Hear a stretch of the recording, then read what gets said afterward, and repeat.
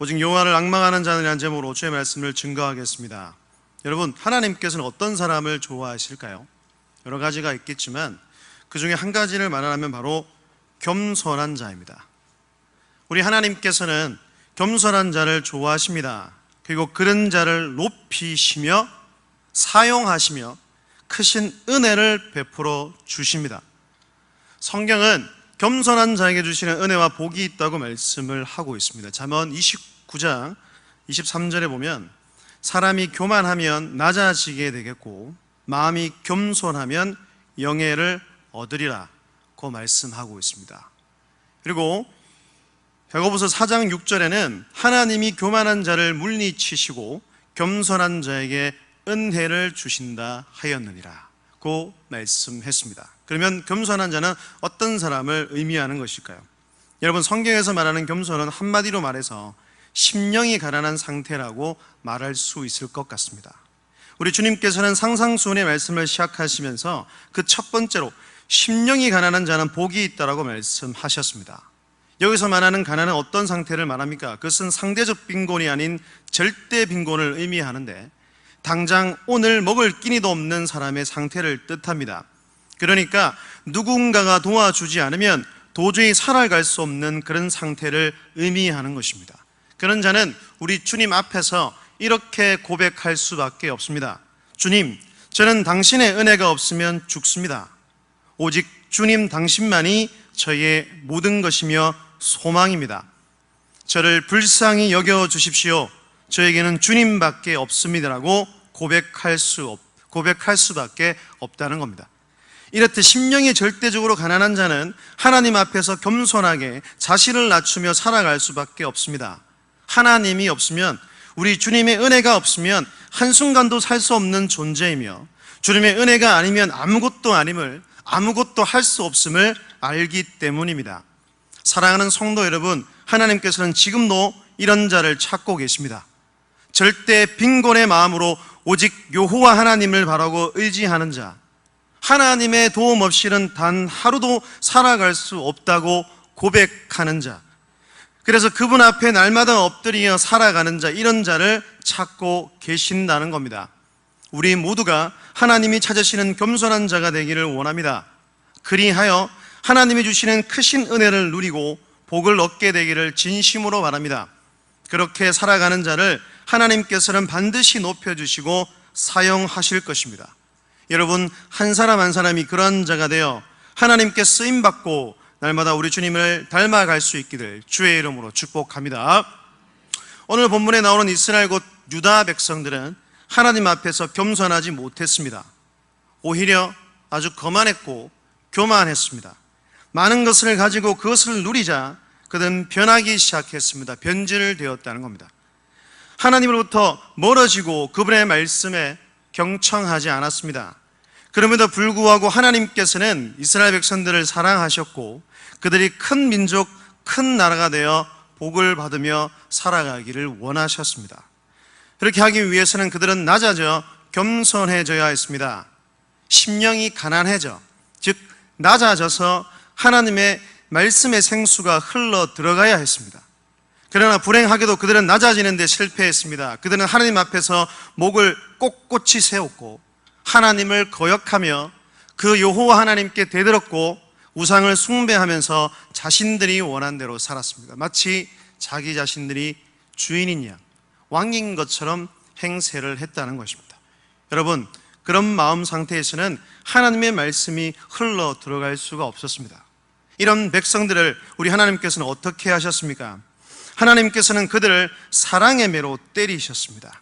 그들을 징계하셨다는 겁니다.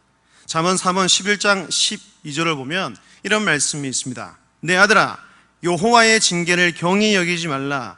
그 꾸지람을 싫어하지 말라. 대저 여호와께서 그 사랑하시는 자를 징계하시기를 마치 아비가 그 기뻐하는 아들을 징계함같이 하시느니라.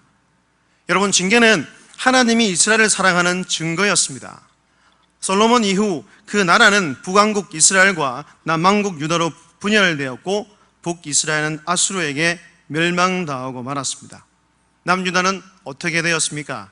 우리 하나님께서는 바벨론이라는 채찍으로 유다를 치셔서 유다는 주전 586년에 바벨론에게 멸망당했습니다. 예루살렘, 그 거룩한 성은 함락되었고 나라를 멸망했습니다. 여러분, 이 고난은 그들의 교만을 깨뜨리고 낮추시기 위한 것이었습니다. 낮아져야 큰 민족, 하나님이 원하시는 나라가 될 수 있었기 때문입니다. 하나님께서 때리신 것은 그들에 대한 사랑의 표현이었다는 겁니다.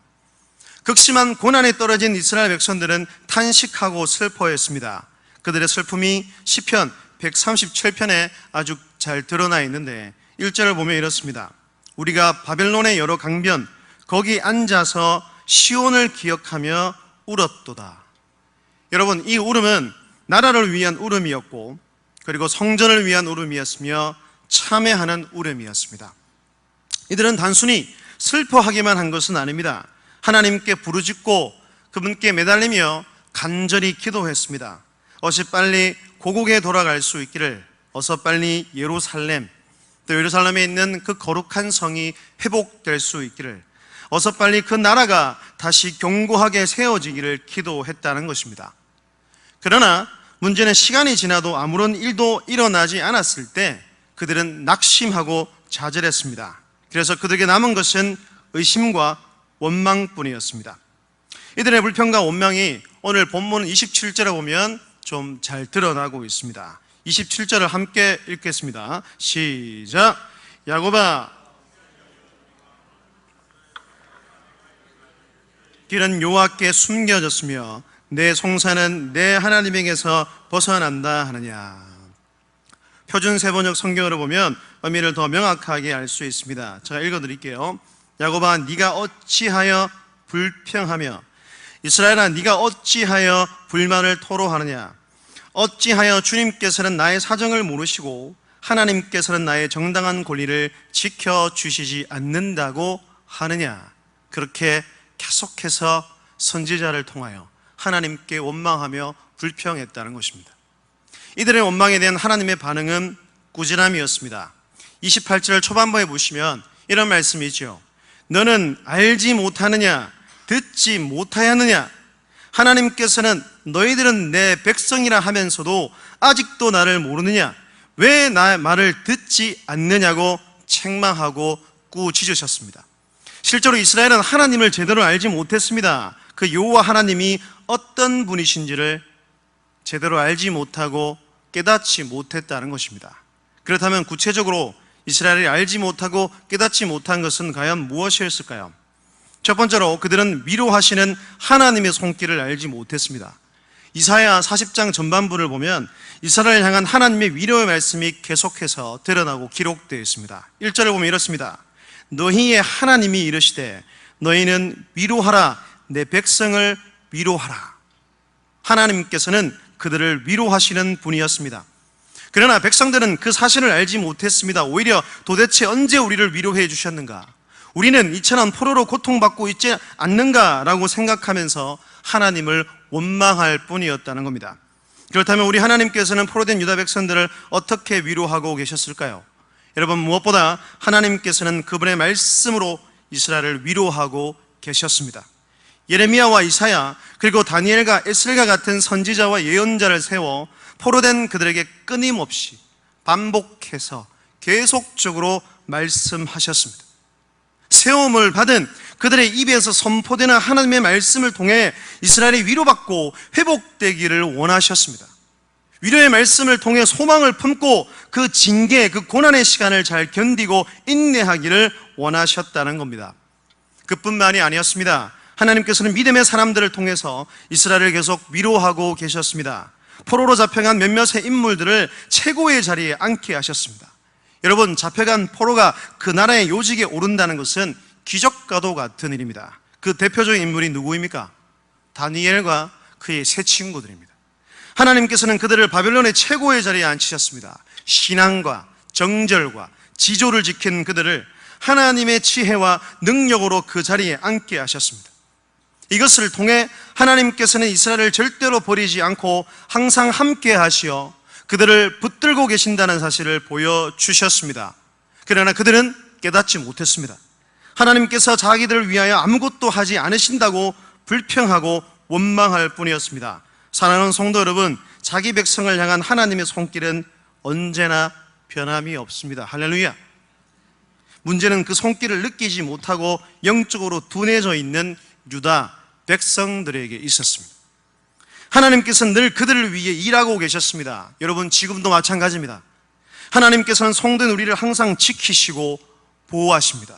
왜 그렇습니까? 성택받은 하나님의 백성, 그분의 자녀이기 때문입니다.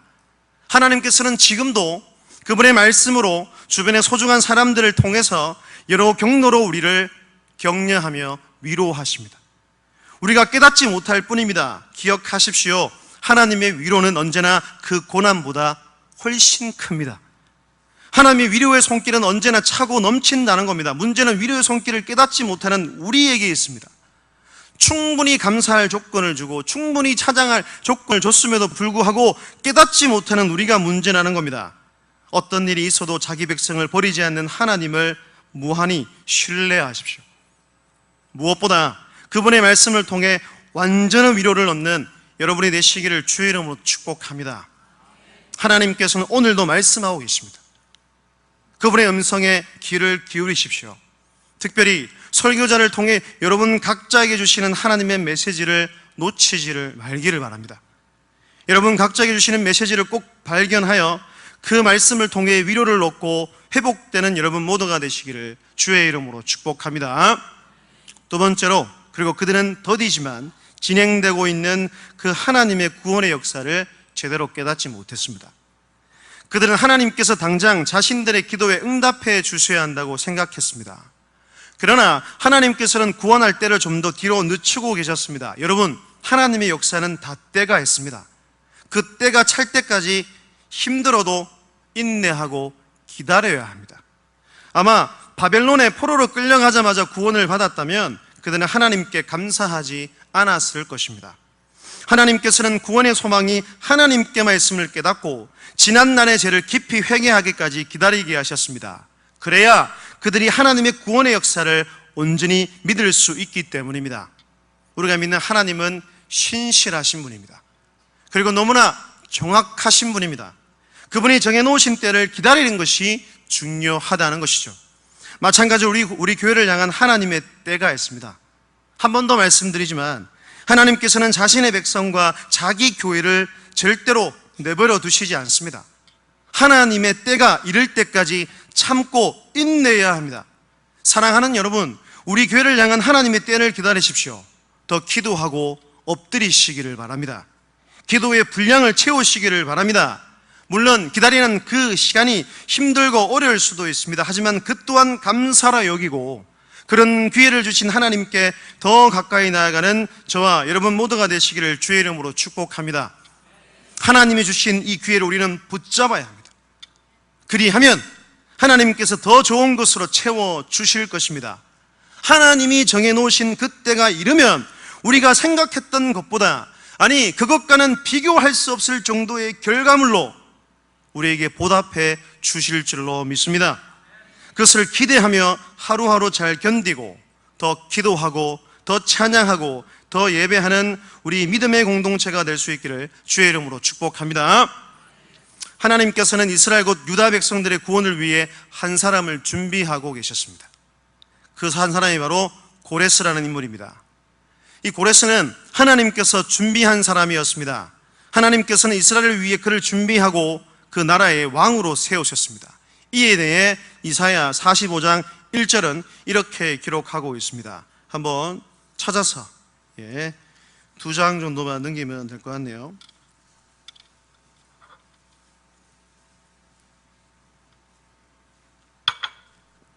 (1절을) 먼저 파란색 표제를 보시면 이렇게 되어 있죠. 제 성경책은 여호와께서 고레스를 세우시다 라고 되어 있습니다. 2절 함께 읽겠습니다. 시작. 여호와께서 그의 기름 부음을 받은 고레스에게 이같이 말씀하시되 내가 그의 오른손을 붙들고 그 앞에 얼굴을 항복하게 하며 내가 왕들의 허리를 풀어 그 앞에 문들을 열고 성문들이 닫히지 못하게 하리라. 또 4절부터 7절까지입니다. 길지만 한 목소리를 읽겠습니다. 4절부터 7절까지 시작. 내가 나의 종 야곱, 내가 택한 자 이스라엘 곧 너를 위하여 내 이름을 불러 너는 나를 알지 못하였을지라도 내게 칭호를 주었노라. 나는 여호와라. 나 외에 다른 이가 없나니 나밖에 신이 없느니라. 너는 나를 알지 못하였을지라도 나는 내 띠를 동일 것이요 해 뜨는 곳에서든지 지는 곳에서든지 나 밖에 다른 이가 없는 줄을 알게 하리라. 나는 여호와라. 다른 이가 없느니라. 나는 빛도 짓고 어둠도 창조하며 나는 평안도 짓고 환난도 창조하나니 나는 여호와라. 이 모든 일들을 행하는 자니라 하였노라. 할렐루야. 누굴 위해서 이렇게 하셨다고 합니까? 이스라엘을 위해서 하셨다는 거예요. 고레스의 승리와 고레스의 정복은 하나님의 계획이었다는 겁니다. 사랑하는 여러분, 모든 것이 하나님의 손에 달려 있습니다. 그러하기에 우리는 낙담하거나 낙심할 필요 없습니다. 하나님께서는 오늘을 살아가는 우리를, 이 교회를 위해서도 동일하게 계획하시고 준비하고 계십니다. 그 여호와 하나님, 빛도 짓고 어둠도 창조하며 평안도 짓고 환난을 창조하신 여호와 하나님을 온전히 신뢰하는 우리 모두가 되어야 할 줄로 믿습니다. 마지막 세 번째는 또한 그들은 하나님의 능력을 알지 못했습니다. 사랑하는 여러분, 하나님은 어떤 분입니까? 하나님께서는 피곤이나 곤비함을 모르시고 명철이 한이 없는 지혜가 무궁하신 창조주 하나님이십니다. 여러분, 그분의 지혜와 능력이 우리의 것이 될 수 있습니다. 오늘 본문 28절부터 31절까지의 말씀을 보십시오. 오늘 본문입니다. 28절부터 31절까지 한 목소리로 크게 읽겠습니다. 시작. 너는 알지 못하였느냐?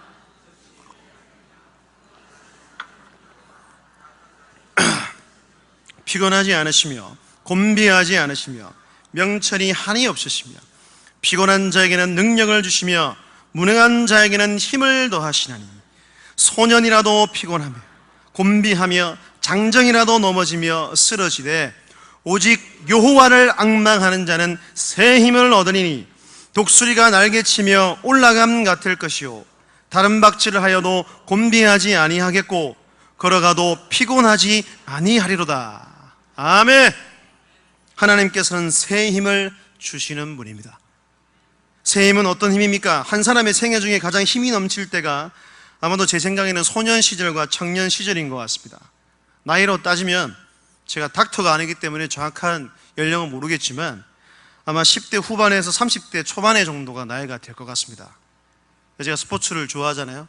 그래서 운동선수들이 한창 전성기 때가 보면 거의 이때입니다. 이때 가장 힘이 셀 때. 그런데 소년이나 장정도 한참을 달리면 피곤할까요? 피곤하지 않을까요? 피곤합니다. 그래서 오늘 본문은 이렇게 말하죠. 소년이라도 피곤하며 곤비하며 장정이라도 넘어지며 쓰러지되 그러나 하나님께서 주시는 힘은 소년과 장정도 가지지 못한 힘입니다. 하나님께서 주시는 힘은 조금 덜 피곤하게 만드시는 정도의 힘이 아니라는 것입니다. 하나님께서 주시는 힘은 사람으로서는 상상도 못할 완전한 새로운 차원의 힘이라는 겁니다. 그 힘을 본문은 31절에서 독수리가 날개치며 올라감 같다고 표현했습니다. 독수리, 저도 실제로는 본 적이 없지만 영상을 통해서 보십시오. 어떻게 날아가는지. 이렇게 안 납니다. 그런 새는 큰 새가 될 수가 없어요. 날개를 쫙 펴고 빡 하고 힘차게 올라갑니다. 그런 힘을 주신다는 거예요. 아무리 힘이 센 남자도 청년도 독수리가 창공을 치솟는 것을 경험하지는 못합니다. 사람은 높은 곳에서 떨어질 뿐이지 땅에서 하늘로 날아오를 수 없습니다. 그것은 사람으로서는 알 수 없는 새로운 차원의 힘이기 때문입니다. 하나님께서 이스라엘 곧 유다 백성에게 주시려는 것은 사람으로서는 상상을 못할 새로운 은혜였던 것입니다. 그 은혜가 무엇입니까? 그것은 포로된 땅에서 살기가 조금 편해지는 정도가 아니라 완전히 해방되어 고국 땅으로 돌아오는 것이었습니다. 이건 상상도 못할 일이었습니다. 하나님의 은혜는 상황을 개선하는 하시는 것이 아니라 그 상황을 종료시키시고 새로운 상황으로 인도하시는 겁니다. 그러니까 오늘 우리가 읽은 이 본문 말씀은 이스라엘을 구원하시려는 하나님의 회복의 말씀이자 이스라엘을 향한 희망의 메시지였다는 겁니다. 여러분, 그렇다면 이스라엘과 유다 백성이 할 일은 무엇이었습니까? 31절을 한 번 더 읽겠습니다. 31절만 다 같이 읽겠습니다. 시작. 오직 여호와를 앙망하는 자는 새 힘을 얻으리니 독수리의 날개치며 올라감 같을 것이요 다른 박질을 하여도 곤비치 아니하겠고 걸어가도 피곤치 아니하리로다. 아멘. 이스라엘과 유다 백성들이 해야 될 것은 단 한 가지였습니다. 그것이 무엇입니까? 오직 여호와를 앙망하는 것이었습니다. 이 시대를 살아가는 우리가 해야 될 것도 동일하고 똑같습니다. 오직 여호와 하나님을 앙망하는 것입니다. 하나님께서는 그분을 앙망하는 자에게 사람으로서는 상상도 못할 완전히 새로운 찬의 힘, 새로운 은혜를 허락해 주신다는 겁니다. 여기서 여호와를 앙망한다는 것은 끝없이 하나님을 추구하며 바라며 인내한다는 것을 의미합니다. 여호와를 앙망하는 자는 하나님을 바라보는 사람, 하나님을 사모하는 사람, 하나님께 소망을 두는 사람, 하나님을 의지하는 사람, 하나님께 모든 것을 의탁하며 사는 사람을 뜻한다는 것입니다. 그런 사람이 여러분 모두가 될 수 있기를 주의 이름으로 축복합니다. 주 안에 사랑하는 성도 여러분, 여호와를 앙망하는 자가 되십시오. 오직 그분만을 바라보는 자가 되십시오. 오직 그분께만 소망을 두는 자가 되십시오. 오직 그분만 의지하는 자가 되십시오. 하나님의 때가 오기를 바라보며 힘들어도 포기하지 말고 낙담하지 말고 기도하며 기다리는 주의 성도들이 되시기를 바랍니다. 그렇게 할 때 여러분은 상상도 할 수 없는 새 힘과 새로운 능력을 얻게 될 것입니다. 그 힘으로 함께 앞으로 나아가십시오. 받은 그 힘과 능력으로 이 땅에서 사명을 감당하는 자가 될 수 있기를 주의 이름으로 축복합니다. 제가 이번 캠프 때 애들한테 이런 질문을 했습니다. 왜 모세가 하나님 보시기에 훌륭한 사람이고 위대한 지도자인지 아느냐 물었습니다. 여러분 어떻게 대답하시겠어요? 여러 가지 이유가 있겠죠. 저는 한 가지를 말합니다. 모세는 그 땅에서 사명자로 살았다는 겁니다. 그의 사명이 무엇이었습니까? 이스라엘 백성을 이끌고 하나님의 약속된 가나안 땅으로 가는 거였어요. 그게 유일한 그의 사명이었습니다. 그는 한평생 사명을 위해 살았고 사명을 위해서 목숨을 걸었다. 이 땅에서 사명자로 살아가는 사람은 환경이나 어떤 문제를 탓하지 않습니다. 오직 주의 말씀대로 살아간다는 겁니다. 우리 또한 모세처럼 이 땅에서 사명자로 살아가기를 원합니다. 여러분 성경을 보면 하나님께서는 각 시대마다 그 시대에 맞는 사명을 주셨습니다. 이것을 소위 말해 시대적 사명이라고 부릅니다. 사랑하는 여러분, 하나님께서 왜 여러분을 이 시대에 태어나게 하셨을까요? 왜 많은 지역 가운데 경남 김해 땅에 머물게 하셨을까요? 많고 많은 교회 중에 왜 이 모든 민족교회를 다니고 섬기게 하셨을까요? 왜 여러분에게 직분을 주셔서 그 자리에 앉히셨을까요? 우리는 그 이유를 발견해야 합니다. 그 이유를 깨달아야 사명자로 살아갈 수 있기 때문입니다. 그런데 많은 주의 백성들은 그 이유를 묻지 않습니다. 찾으려고 하지 않습니다. 더 심각한 것은 그 이유를 생각하지도 않고 살아간다는 것입니다. 그냥 하루하루를 그럭저럭 삽니다. 하나님을 모르는 믿지 않는 이방인들과 똑같이 잘 먹고 잘 사는 것을 최고의 목표로 삼고 살아갑니다. 하나님께서 자기에게 어떤 사명을 주셨는지 전혀 알지 못하고 그것을 관심도 없는 채 살아간다는 것입니다. 저는 우리 아이들에도 이렇게 지도하지 않습니다. 네가 무엇인지, 네가 하나님의 백성인지를 잘 알라고 얘기합니다. 그래야 학교에 가서 가정에 가서 구별된 삶을 살아갈 수 있다는 거예요. 여러분 어떻습니까? 사명자로 살아가십니까? 오늘 우리는 에스더에게 했던 모르드게의 말을 귀담아 들어야 합니다.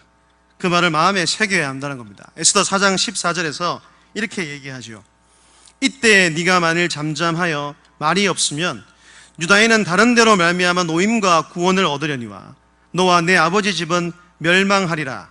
네가 왕후의 자리를 얻은 것이 이때를 위함이 아닌지 누가 알겠느냐.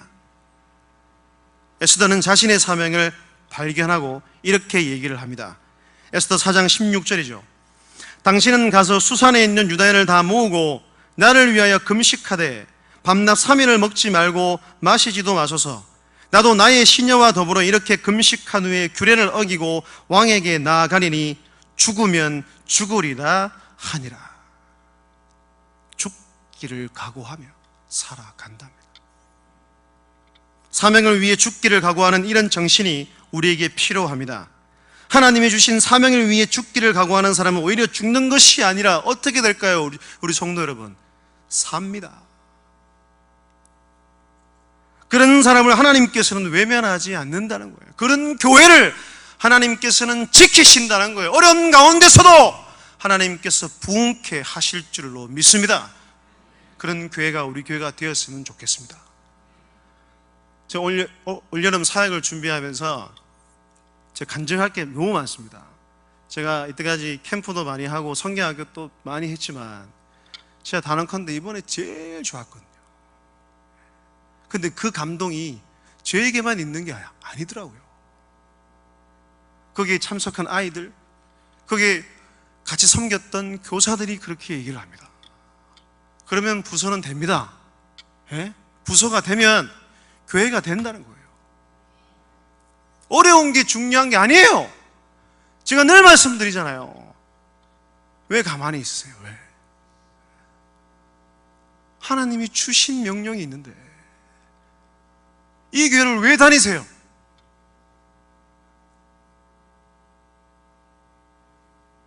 그런 사명자로 살아가야 우리 교회가 살아남는다는 거예요.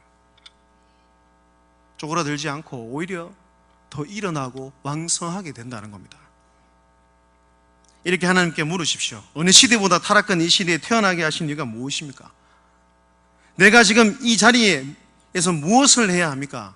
어떻게 교회와 이 세상과 사람을 섬겨야 합니까? 묻고 또 물음으로 하나님께 주시는 여러분의 시대적 사명을 발견할 수 있기를 바랍니다. 그리고 그 사명을 잘 감당함으로 하나님께서 당신의 역사를 이루어 가실 때에 하나님의 귀한 도구로 쓰임받는 여러분 모두가 되시기를 주의 이름으로 축복합니다. 믿음의 동지들이여, 주님의 백성들이여, 깨어나십시오. 잠들지 마십시오. 영적으로 일어나시기를 바랍니다. 함께 손잡고 믿음으로 달려가야 할 때입니다. 하나님께서는 여러분을 통해 몸된 교회와 그분의 나라를 이루어 가시기를 원하십니다. 지금 하지 않으면 우리가 할 수 없는 일들이 우리 가운데 너무나 많습니다. 지혜가 부족하다, 능력이 안 된다, 시간과 돈이 없다라고 변명하거나 핑계대지 마십시오. 오늘 본문 31절의 말씀을 마음에 새겨 날마다 묵상하시기를 바랍니다. 창조주 하나님, 그 구원의 하나님, 그 능력의 하나님이 새 힘과 능력을 주셔서 능히 그 일을 행하시며 이루어 가실 줄로 믿습니다. 오직 여호와를 앙망하는 자는 새 힘을 얻으리니 독수리가 날개치며 올라감 같을 것이요 다른 박질하여도 곤비하지 아니하겠고 걸어가도 피곤하지 아니하리로다. 할렐루야. 주 사랑 나를 붙드시고 주 곁에 날 이끄소서. 독수리 날개쳐 올라가든 나 주님과 함께 일어나 걸으리. 주의 사랑 안에 이 놀란 은혜가 여러분 모두에게 임할 수 있기를 주의 이름으로 축복합니다. 독수리처럼 날개쳐 올라가 하나님의 일을 감당하게 될 줄로 믿습니다. 일어나 걸어라. 내가 새 힘을 주리니 일어나 걸어라. 내 너를 도우시겠다고 약속하셨습니다. 그 말씀을 부여잡고 이제 8월이 지나면 하반기 사역도 시작됩니다. 저는 늘 부서 사역을 하면서 늘 강조하는 게 함께 해야 된다는 거예요. 혼자 하면 역사가 나타나지 않더라고요. 힘을 내 함께 달려갑시다. 다 같이 어려워도 힘들어도 아니 오히려 그런 일에 더 솔선수범하고 그 일에 앞장서는 여러분 모두가 될 때 정말 하나님의 놀라운 역사를 여러분의 눈으로 목격하고 목도하게 될 것입니다. 하나님의 그때를 잘 기다리고 인내하고 다른 생각하지 말고 31절의 말씀처럼 오직 여호와를 앙마하는 자가 되어서 몸된 교회와 여러분 속한 가정과 직장과 모든 만나는 사람들을 구원하는 그런 구원의 통로로 쓰임받게 되기를 주의 이름으로 축복합니다. 기도드리겠습니다. 하나님 너무나 감사를 드립니다.